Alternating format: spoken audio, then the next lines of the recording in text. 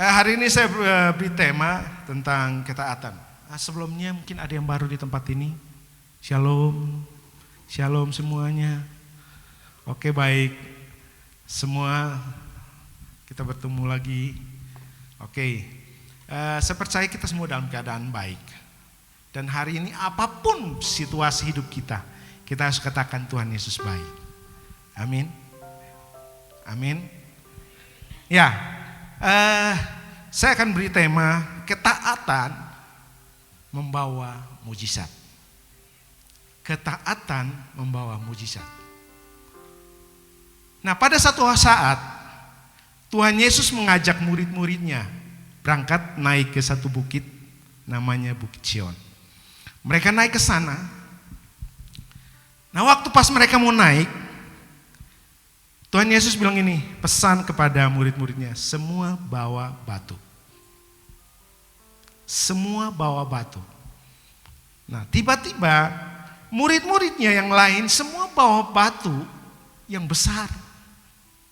Nah, salah satu pribadi yang bawa batunya kecil, Petrus. Petrus cuma membawa batu, mungkin nggak sebesar ini, mungkin tutup botol ya. Karena dia berpikir buat apa sih bawa botol yang batu yang gede-gede, apalagi naik ke Bukit Sion. Bukit Zaitun ya Mas. Kenapa? Berat-berat amat sih, kok cuma suruh bawa batu?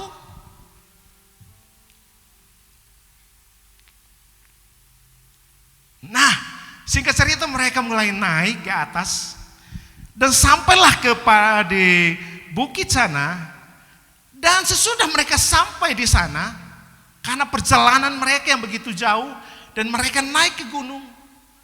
Dan waktu mereka ada di atas gunung, Tuhan melihat mereka. Para muridnya sudah kelaparan. Kemudian Tuhan bilang gini, ayo yang tadi bawa batu, silakan ambil batunya, angkat ke atas. Saya mau berdoa. Waktu Tuhan Yesus suruh murid-muridnya ngangkat batu, semua pada angkat batu. Tapi apa yang terjadi dengan Petrus? Simon Petrus cuma ngambil nih, cuma sepotong. Nah, waktu selesai, waktu sudah didoakan, ternyata apa yang terjadi? Batu itu menjadi roti. Waktu batu itu menjadi roti, murid-murid yang lain makan sampai kenyang. Yang satu ngomong nih, bagiin dong, saya cuma sedikit, cuma sesuap. Gak kenyang nih, sebentar lagi turun, nanti perjalanannya juga jauh. Tetapi waktu mereka minta, teman-teman yang lain bilang, kenapa tadi Tuhan suruh kamu bawa? Kenapa kamu gak bawa batu yang besar? Ya setidak-tidaknya lah, batu segede gini lah. Udah cukup, bisa kenyang. Tapi dia tidak mau mengikuti apa yang diperintahkan oleh Tuhan. Dan apa yang terjadi? Ya, dia lapar. Nah, mereka selesai dan Tuhan sudah mengajar mereka balik lagi. Satu saat Tuhan mengajak lagi mereka untuk kembali lagi ke bukit yang sama. Waktu kembali lagi bukit yang sama, wah si Petrus sudah mulai, wah hari ini saya akan bawa batu yang lebih besar. Perhatiin ya, hari ini saya akan bawa batu yang lebih besar. Tapi para murid yang lain gak bawa apa-apa. Bisa nangkap? Bisa nangkap?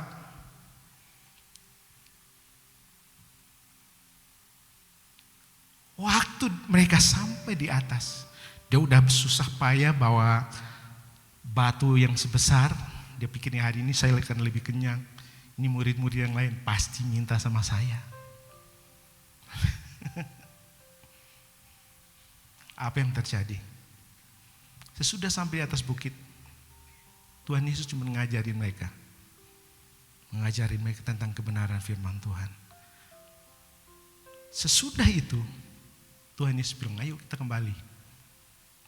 Terus Simon Petrus ngomong apa? Petrus ngomong apa? Tuhan, saya udah bawa batu sebesar ini. Oh, kenapa nggak didoain supaya kita bisa makan? Kan sebelumnya kan Tuhan Yesus sudah doain batu. Hari ini kenapa Tuhan Yesus nggak doain batu? Perhatiin, tadi ada perintah nggak? Ada perintah nggak? Nggak ada. Nah, seringkali dalam kehidupan kita, kalau Tuhan Yesus ngajakin kita, Tuhan Yesus perintahkan kita, ayo mari kita belajar taat sama firman Tuhan. Seringkali kita taat nggak? Halo? Seringkali kita taat nggak? Semua pada diem, biar suara saya agak kencang. Banyak yang kita nggak bisa taat sama Tuhan. Setuju? Setuju? Amin. Seringkali kita nggak banyak kita nggak setuju. Kadang Tuhan suruh kita ke A, kita ke B. Kadang Tuhan nggak suruh kita bilang Tuhan yang suruh. Celakanya. Ini pelajaran yang penting buat kita hari ini. Nah, hari ini kita nggak usah baca firman Tuhan, tapi biarlah ada orang yang baca buat kita ya. Oke, silakan. Next. 2 Raja-Raja 5, 1-5 Naaman, Panglima Raja Aram, adalah seorang terpandang di hadapan tuannya dan sangat disayangi, sebab oleh dia Tuhan telah memberikan kemenangan kepada orang Aram. Tetapi orang itu, seorang pahlawan tentara, sakit kusta. Orang Aram pernah keluar bergerombolan dan membawa tertawan seorang anak perempuan dari negeri Israel. Ia menjadi pelayan pada istri Naaman. Berkatalah gadis itu kepada nyonyanya, sekiranya tuanku menghadap nabi yang di Samaria itu, maka tentulah nabi itu akan menyembuhkan dia dari penyakitnya. Lalu pergilah Naaman memberitahukan kepada tuannya, katanya, begini-beginilah dikatakan oleh gadis yang dari negeri Israel itu. Maka jawab Raja Aram, baik, pergilah dan aku akan mengirim surat kepada Raja Israel. Lalu pergilah Naaman dan membawa sebagai persembahan 10 talenta perak dan 6.000 sikal emas dan 10 potong pakaian. Next. 2 Raja-Raja 5:6-10. Ia menyampaikan surat itu kepada Raja Israel yang berbunyi, sesampainya surat ini kepadamu, maklumlah kiranya, bahwa aku menyuruh kepadamu Naaman, pegawaiku, supaya engkau menyembuhkan dia dari penyakit kustanya. Segera sesudah Raja Israel membaca surat itu, dikoyakkannyalah pakaiannya serta berkata, Allahkah aku ini yang dapat mematikan dan menghidupkan, sehingga orang ini mengirim pesan kepadaku, supaya kusembuhkan seorang dari penyakit kustanya. Tetapi sesungguhnya, perhatikanlah dan lihatlah, ia mencari gara-gara terhadap aku. Segera sesudah didengar Elisa, abdi Allah itu, bahwa Raja Israel mengoyakkan pakaiannya, dikirimnyalah pesan kepada Raja, bunyinya, mengapa engkau mengoyakkan pakaianmu? Biarlah ia datang kepadaku, supaya ia tahu bahwa ada seorang nabi di Israel. Kemudian datanglah Naaman dengan kudanya dan keretanya, lalu berhenti di depan pintu rumah Elisa.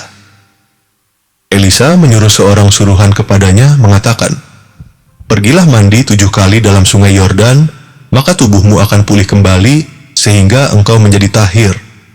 Next. 2 Raja-Raja 5:11-14. Tetapi pergilah Naaman dengan gusar sambil berkata, aku sangka bahwa setidak-tidaknya ia datang keluar dan berdiri memanggil nama Tuhan, Allahnya, lalu menggerak-gerakkan tangannya di atas tempat penyakit itu, dan dengan demikian menyembuhkan penyakit kustaku.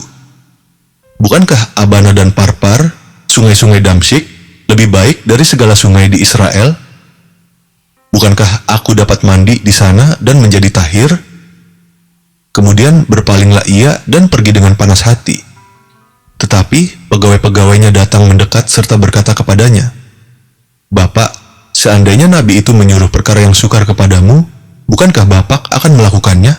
Apalagi sekarang, ia hanya berkata kepadamu, mandilah dan engkau akan menjadi tahir.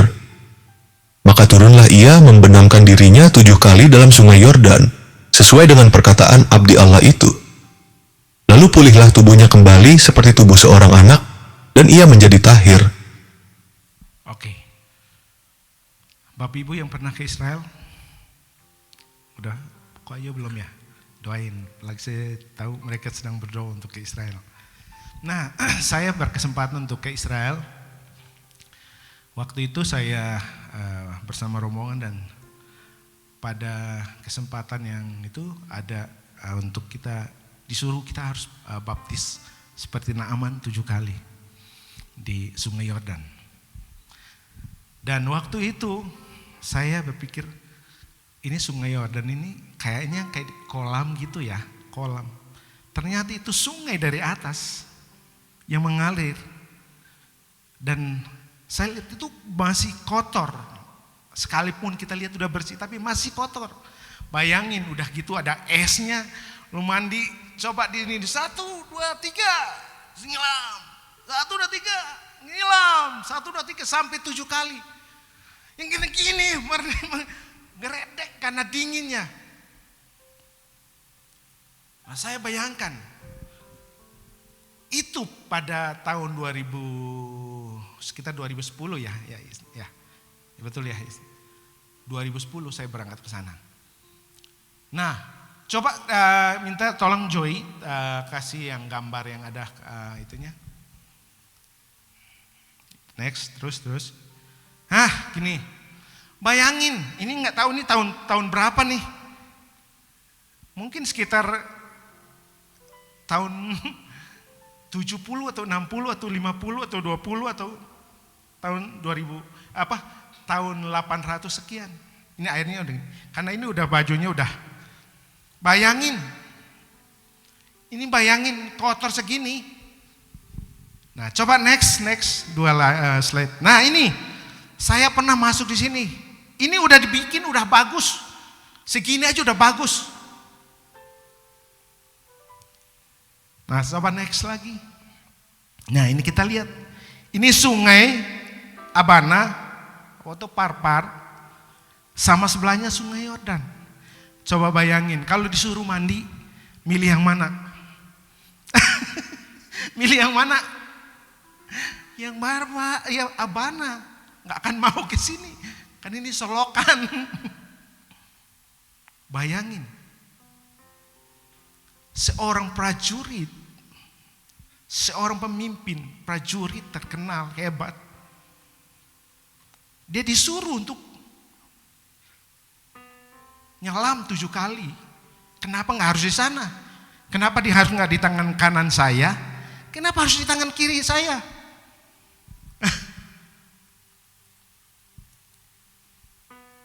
Butuh yang namanya ketaatan. Semua hidup kita perlu namanya ketaatan. Kalau kita mengalami mujizat harus taat. Joy balik lagi. Ya, ketaatan sering diuji lewat hal sederhana. Ketaatan menuntut kerendahan hati. Mujizat adalah hasil dari proses ketaatan. Nah, ada 3 poin yang kita akan bahas yang hari ini sampai jam 12. Jadi biar sekalian basar makan siang sama-sama ya. Oke, next. Nah, kita lihat Amsal pasal 13 ayat 13. Ini saya comot ini aja. Karena kalau kita belajar teologi ya, kalau udah namanya topik itu nggak boleh cabut lagi 1 ayat dari sana untuk masukin. Tapi saya ambil ini supaya kita belajar bersama-sama. Ini, nah Amsal pasal yang ke-13 ayat 13 dikatakan, siapa meremehkan firman, sama-sama katakan, ia akan menanggung akibatnya. Tetapi siapa taat kepada perintah akan menerima balasan. Itu bahasa Ibraninya. Basle dafar, yekavelo, yerwit mitsua, yeshulam. Tetapi siapa taat kepada perintah, ia akan menerima apa? balasan. Balasan bisa tentang berkat, kemurahan, apalagi banyak hal yang kita akan terima. Jadi Naaman belajar untuk taat sama Tuhan. Belajar, kita semua harus belajar. Harus punya kerendahan hati yang mau diminta melakukan apapun oleh Tuhan. Amin. Nah, seringkali dalam kehidupan kita banyak menolak.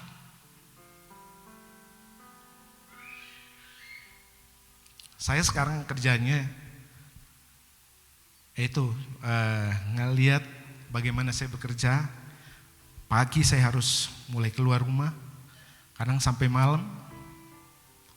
Karena saya dunia sekarang udah berbeda. Dulu saya cuma ada di gereja, tiap hari ada di gereja, ngelayanin jemaat, nggak pernah tahu yang namanya dunia. Mungkin semua yang ada di tempat ini yang sudah ada di dunia usaha, saya bisa mengerti.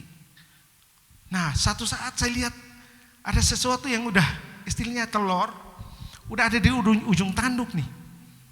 Ujung tanduk nih. Udah tiba-tiba, wah, saya udah dalam hati, wah, ini pasti gol. Ini pasti gol. Ternyata apa saudara? Batal.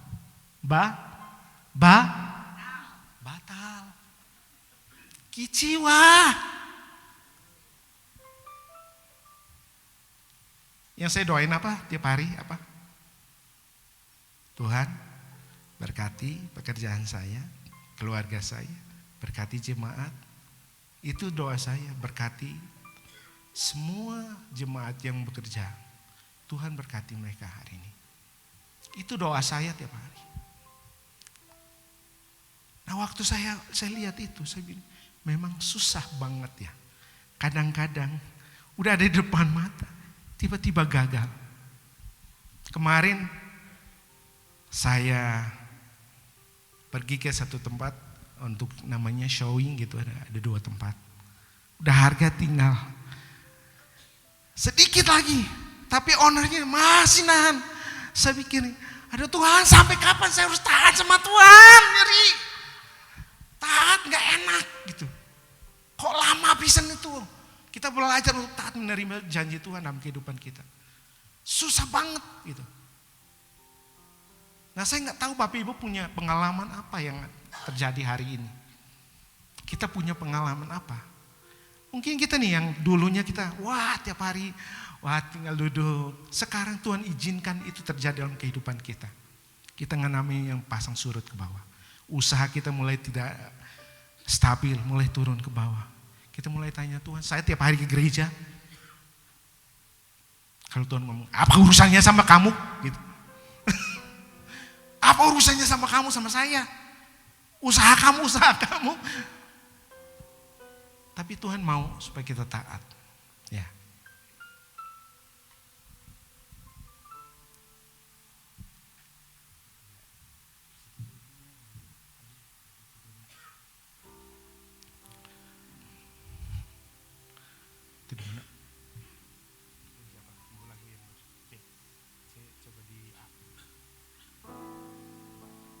Ku mau sepertimu Yesus, disempurnakan selalu dalam segenap jalanku, memuliakan namamu.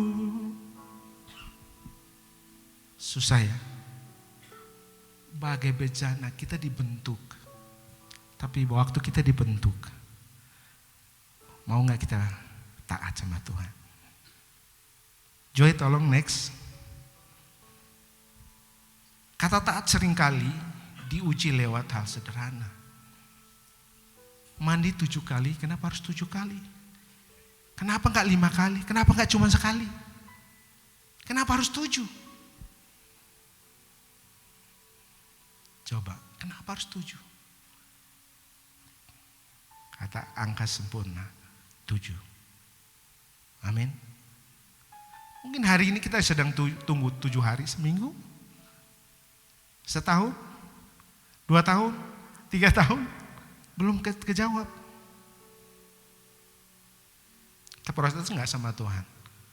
Protes. Nah aman cuma disuruh mandi 7 kali aja udah mikir. Hal yang sederhana. Suruh dia untuk cuma masuk aja kolam, cuma lihat kolam aja. Dia udah takut. Kenapa nggak di Abana aja? Kenapa harus di sini? Nah Aman adalah panglima besar. Tapi ia disuruh mandi di sungai Yordan 7 kali. Ini hebat. Mungkin gak suruh dia untuk berperang. Dia adalah seorang panglima hebat. Dia punya prajurit yang banyak. Dia cuma ngomong pergi. Bisa pergi. Tapi hari ini Tuhan yang suruh dia. Yuk kamu pergi ke sana. Ke sungai Yordan. Masuk ke sana. Sungai Yordan itu berbicara tentang dunia yang kita hadapi di depan kita. Sungai Yordan bisa berbicara tentang yang tidak enak dalam kehidupan kita. Kita lihat Sungai Yordan jelek, mungkin bau, itu bau belerang dari gunung. Udah campur tanah, campur segala-galanya. Tapi percayalah nggak seperti di sungai di sini ya. Enggak seperti sungai Citarum yang bau kotor karena sampah. Saya percaya, saya ke sana. Cuman memang itu dia garuk tanah dari gunung sana sampai di bawah itu benar. Ada tanah liatnya lah. Ada bau belerangnya. Tapi dia mau menundukkan diri. Nah, hari ini kita belajar. Yuk. Seringkali hal-hal yang sederhana yang Tuhan minta kita. Coba next.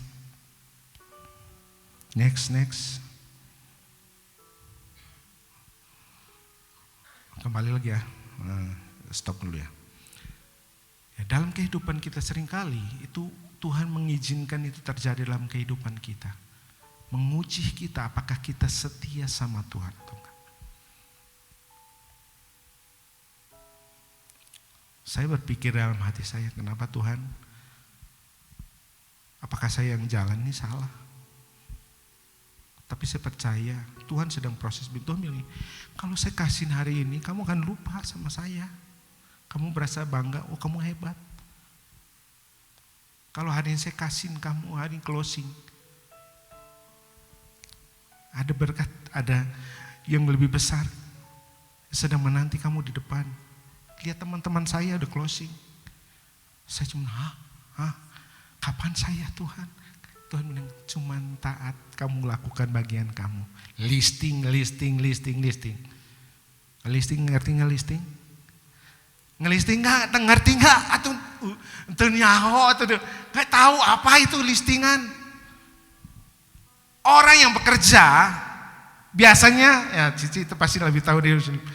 Orang yang biasa kerja, siapin dulu bahannya sebanyak-banyaknya. Siapin dulu. Nah yang tukang sayur teman-teman saya yang dia suka biasa. Ya kan kalau misalkan kita mau tiba-tiba toko ya. Minta sayur ini, ada nggak? Kita nggak stok nggak? Kita ngomong, ntar ya nanti saya cari dulu di petani. Ternyata di petani juga udah nggak ada, orang lain udah ngambil. Terus yang langganan kita minta, mana listingannya, mana permintaan saya. Kita bilang nih, nggak ada, saya belum ada. Tadi udah keburu habis sama orang lain. Tuhan minta kita supaya kita mempersiapkan diri kita. Siapkan mental hidup kita. Supaya waktu kita berdoa, waktu kita taat menantikan waktunya Tuhan. Waktunya Tuhan sampai kita siap menuai berkat itu. Amin.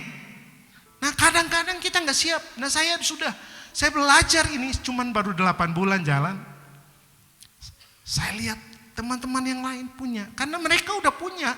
Jadi waktu bayarnya, orang yang pembeli datang, mereka udah siap. Oh ini saya punya, ini saya punya. Tapi hari ini saya lihat saya sudah mulai banyak. Udah adalah sekitar 100-an. Dan saya lebih percaya, saya bilang. Waktu orang lain minta, oh saya ada. Tinggal cocok atau enggak. Nah butuh ketekunan. Makanya saya tiap pagi jalan-jalan, ada teman-teman saya dari Kulbang ini, ayo kapan Pak Ketu kita jalan, kita olahraga lagi.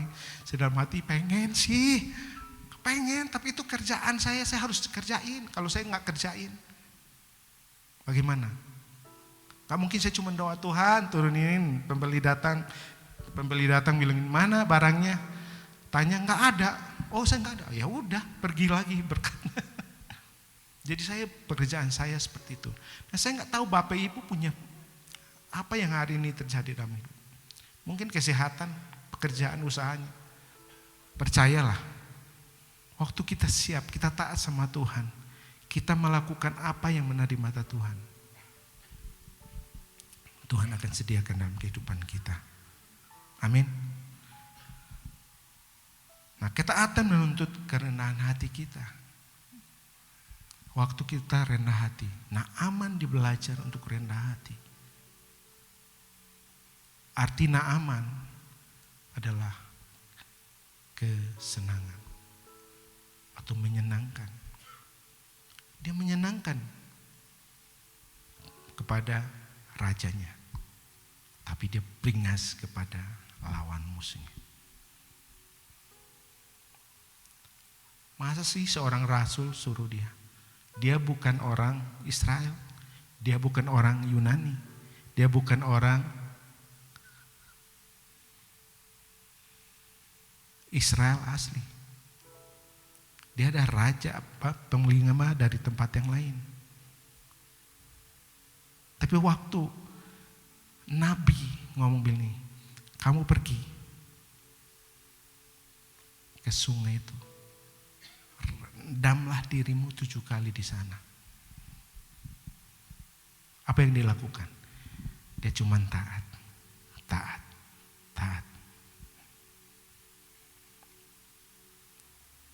Jadi kita belajar untuk taat. Amin. Waktu kita rendah hati, mau terima apa yang Tuhan mau dalam kehidupan kita, kita akan menerima berkat Tuhan. Naaman harus merendahkan diri, mengesampingkan statusnya sebagai jenderal.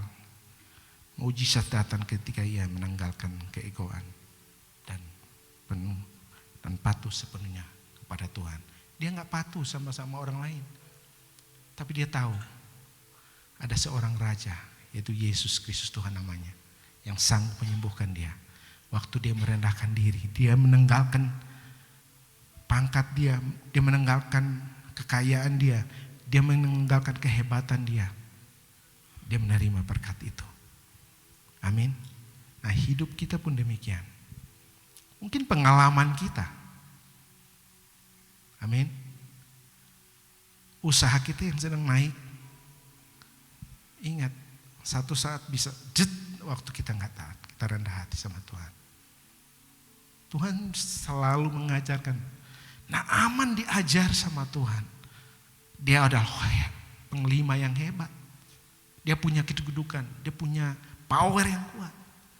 Tapi Tuhan cuma ngomong, ayo masuk ke dalam sungai. Apa yang dia lakukan? Dia mau taat. Amin. Next.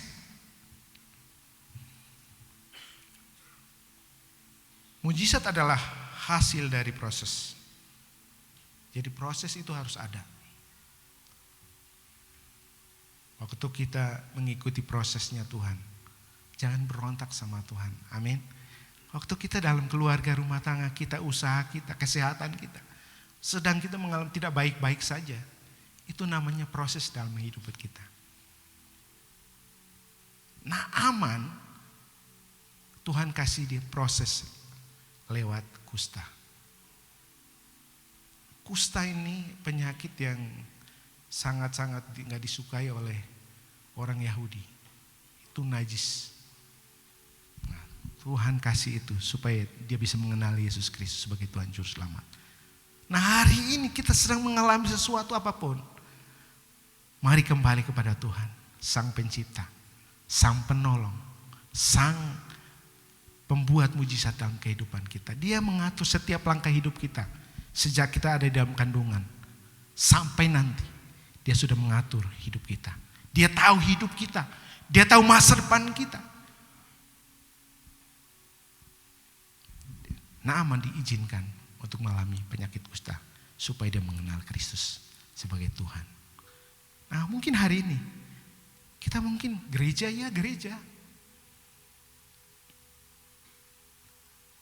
ibadah tengah minggu kita ada doa pagi, siang, malam, makan, bangun, doa, makan, doa, tidur, kita berdoa. Mungkin itu yang kita lakukan. Tapi seringkali kita mengingat bahwa Tuhan sedang memproses kita. Kita berdoa, Tuhan gak jawab-jawab.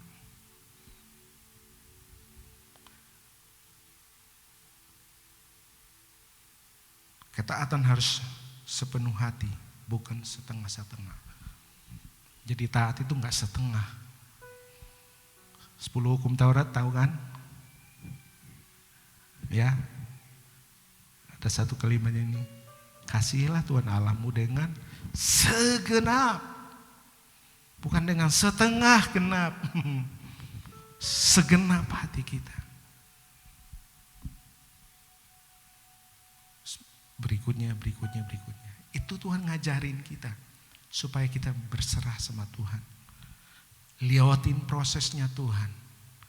Kalau hari ini ada proses yang dalam kehidupan kita, yuk kita nyerah sama Tuhan.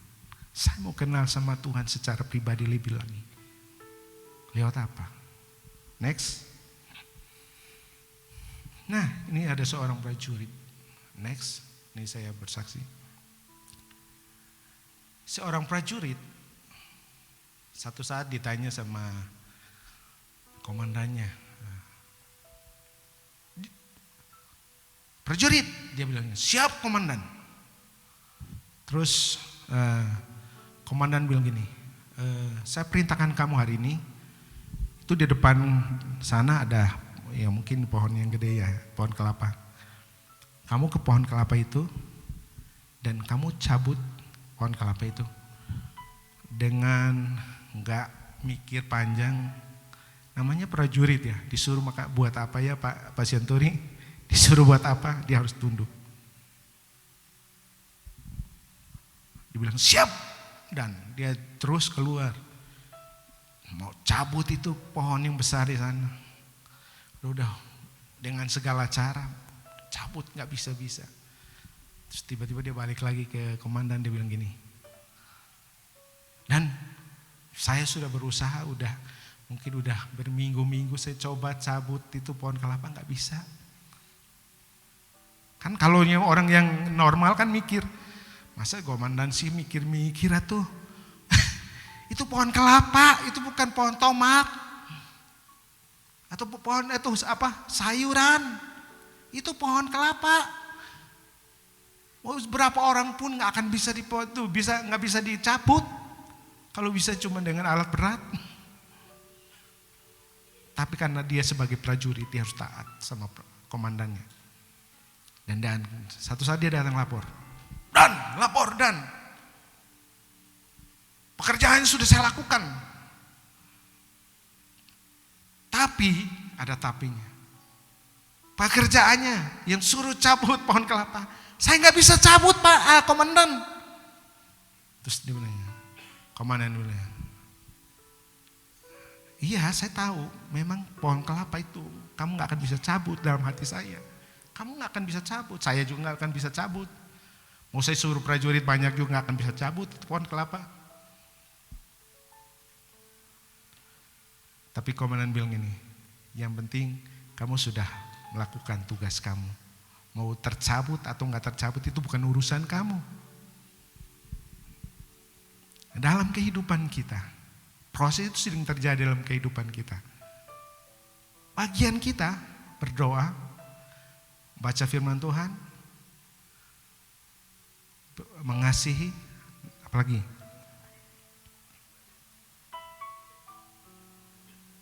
mengampuni. Itu kan bentuk dari ketaatan kan. Kalau kita taat, kita akan bisa mengasihi orang lain yang mungkin gak enak dengan kita, yang mungkin gak sesuai dengan pendapat kita, gak sejalan dengan kita. Tapi hari firman Tuhan ngajakin kita, yuk kita belajar taat sama Tuhan, bukan taat sama manusia. Amin. Amin. Kita belajar taat sama firman Tuhan, bukan taat sama orang. Jadi lewat perumpamaan yang tadi, suruh cabut pohon kelapa, mau. Prajurit yang bodoh gitu. Tapi kalau dia nggak ikutin perintah komandannya, sudah dia dipecat. Mau nggak hari ini kita dipecat sama Tuhan sebagai anak? Gak mau kan? Itu kita harus belajar tamat. Harus taat. Apapun itu resikonya, kita harus tetap taat sama Tuhan. Kalau Tuhan ngomong, kita harus taat, melakukan apa yang benar. Kita harus benar, taat sama Tuhan. Mungkin berat. Dia mau ini lakukan apa yang ini di depan saya nggak bisa ngampunin. Tuhan bilang, ya udah, kalau nggak ngampunin, saya juga nggak ngampunin kamu.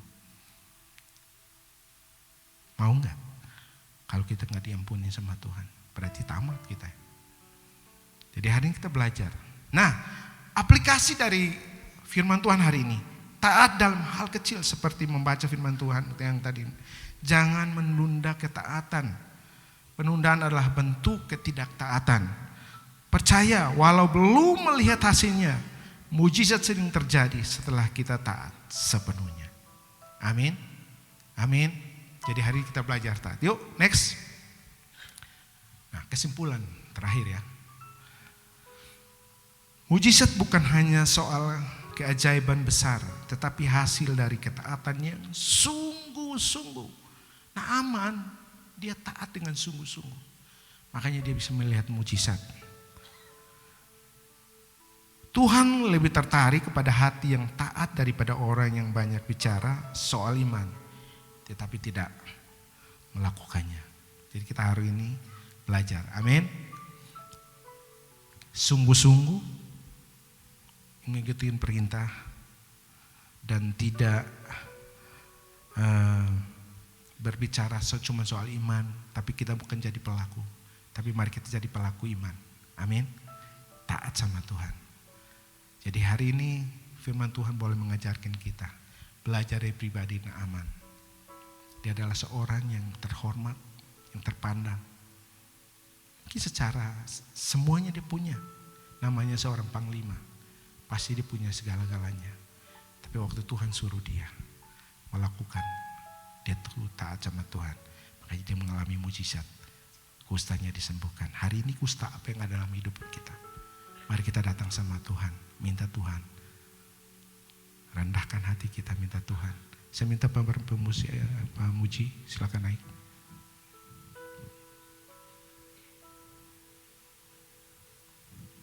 Jadi kita belajar bersama-sama supaya kita menjadi orang-orang yang mengalami mujizat Tuhan dalam kehidupan kita.